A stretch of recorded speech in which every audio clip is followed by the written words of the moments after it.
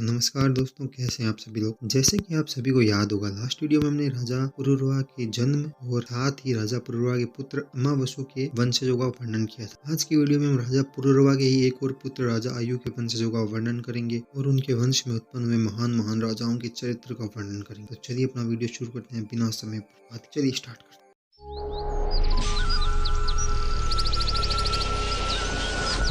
वैदिक फैक्ट्स में आपका स्वागत है।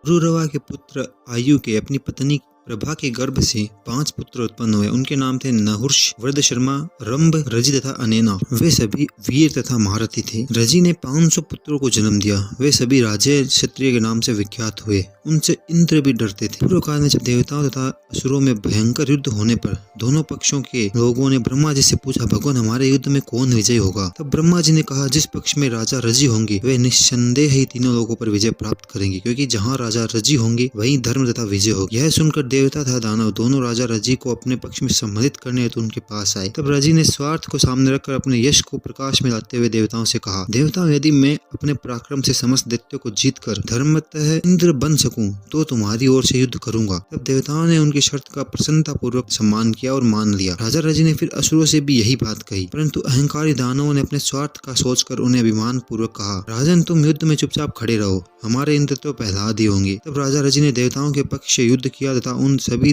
दानवों को जो देवराज इंद्र के लिए अवध्य थे उन सबका संहार कर दिया और देवताओं की संपत्ति पुनः उनसे छीन ली। उस समय देवताओं सहित इंद्र ने वहां आकर स्वयं को रजि का पुत्र बना दिया और कहा, तात आप निस्संदेह हम सब लोगों के इंद्र हैं, क्योंकि मैं इंद्र आज से आपका पुत्र कहलाऊंगा। इंद्र की बात सुनकर राजा रजि ने तथास्तु कह दिया। वे इंद्र पर बहुत प्रसन्न। आयु के पुत्र रंभ के कोई पुत्र नहीं था। अनेना के पुत्र हुए राजा प्रतिशत्र के पुत्र हुए संजय के पुत्र हुए जय के विजय के कृति के पुत्र हुए हैशरव के पुत्र हुए सहदेव के हुए नदिन के पुत्र हुए जैतसेन के हुए संकृति के हुए शतवृद्ध के हुए सुनहोत्र के पुत्र हुए काश्य के कुल में ब्राह्मण क्षत्रिय तथा वैश्यों के हजारों पुत्र हुए। और सुनहोत्र के दूसरे पुत्र हुए गत्समद, उनके पुत्र हुए शुनक और शुनक के पुत्र हुए शौनक। सुनहोत्र के एक और पुत्र थे, उनका नाम था शल के पुत्र हुए आरष्टिशेन के पुत्र हुए काश्य के पुत्र हुए काश्यप के पुत्र हुए दीर्घतपा के पुत्र हुए धनु के पुत्र हुए धन्वंतरी ने भारद्वाज से आयुर्वेद का अध्ययन किया और चिकित्सा का कार्य किया तथा उसके 8 भाग करके अपने शिष्यों को पढ़ाया। धन्वंतरी के पुत्र हुए केतुमान के पुत्र हुए वीर भीमरथ के पुत्र हुए राजा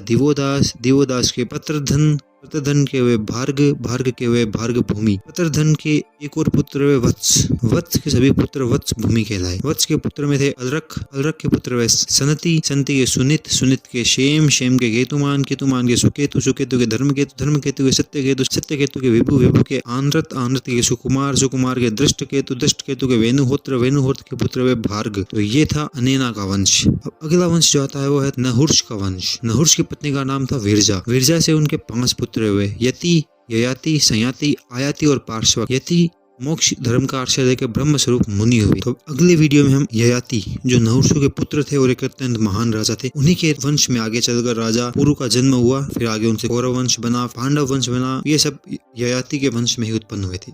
अगली वीडियो में हम इस सब के बारे में वर्णन करेंगे। तो फिलहाल के लिए भाई लोग बाय बाय, मिलते हैं अगली वीडियो में। तब तक के लिए लाइक शेयर कमेंट सब्सक्राइब करके बेल नोटिफिकेशन वाले उस कॉल पे सेट करो। Bye bye.